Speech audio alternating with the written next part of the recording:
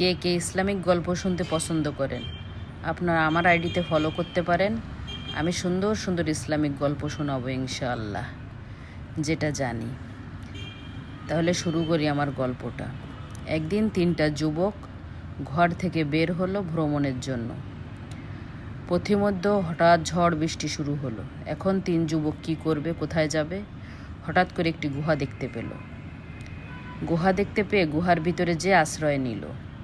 তারা যখন গুহার ভিতরে আশ্রয় নিল, তখন উপর থেকে একটি পাথর এসে গুহার মুখটা বন্ধ হয়ে গেল। এখন তারা তো কি করবে, টেনশনে পড়ে গেল যে কিভাবে এখান থেকে তারা নিরাপদে বাড়ি ফিরবে। তখন তারা 3 যুবক বলল যে আমাদের এমন কি ভালো কাজ আছে, আমরা আমাদের সেই ভালো কাজের কথা বলে আল্লাহর কাছে দোয়া করব। আল্লাহ অবশ্যই আমাদের দোয়া কবুল করবেন।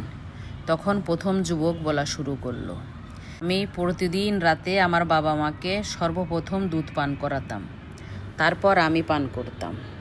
তাই একদিন গিয়ে দেখি আমার বাবা মা ঘুমিয়ে গেছেন। আমি তাদের দুধ পান করাতে না পেরে আমি তাদের কাছেই দাঁড়িয়েছিলাম সারা রাত, যে তারা জাগলে তাদের দুধ পান করাবো।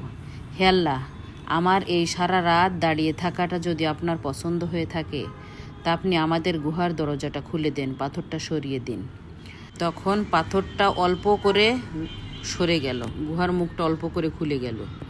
দ্বিতীয় যুবক বলল যে আমি একটা নারীকে ভালোবাসতাম। আমি সে নারীর কাছে গেলে সে নারী বলল, তুমি আল্লাহকে ভয় করো। আমি সে নারীর কথা শুনে আল্লাহকে ভয় পেয়ে আমি সেখান থেকে সরে আসছি। আমি কোনো অন্যায় কাজ করি নাই। হে আল্লাহ, আমার সেই কাজটা যদি আপনার পছন্দ হয়ে থাকে, তবে আপনি গুহার মুখটা খুলে দেন, আমাদের নিরাপদে বাড়ি পৌঁছানোর তৌফিক দান করেন। এবার তৃতীয় যুবক বলল, আমার বাড়িতে এক যুবক কাজ করত। সে তার যে বেতন ছিল সে বেতন সে আমার কাছে সবসময় জমা রাখত। হঠাৎ করে দেখি একদিন সে যুবক আর নাই, তাকে আর খুঁজে পাওয়া গেল না। তারপর আমি করলাম তার সেই টাকা দিয়ে ব্যবসা শুরু করলাম। অনেকগুলো ছাগল গরু পাললাম, সেখান থেকে অনেক ছাগল হলো। হঠাৎ করে দেখি সেই যুবক এসে হাজির। আমি সেই যুবক আসলে আমি তার যে টাকায় যে ছাগলগুলো বাড়ছে, ছাগলের পালগুলো ধরে তাকে আমি দিয়ে দিলাম। হে আল্লাহ, আমার এই কাজটা যদি আপনার পছন্দ হয়ে থাকে, তা আপনি আমাদের এখান থেকে নিরাপদে বাড়ি পৌঁছানোর তৌফিক দান করেন।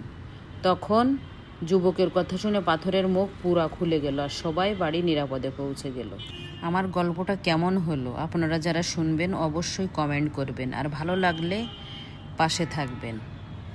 পরবর্তীতে ইনশাআল্লাহ আবারও সুন্দর গল্প নিয়ে হাজির হব। আল্লাহ হাফেজ।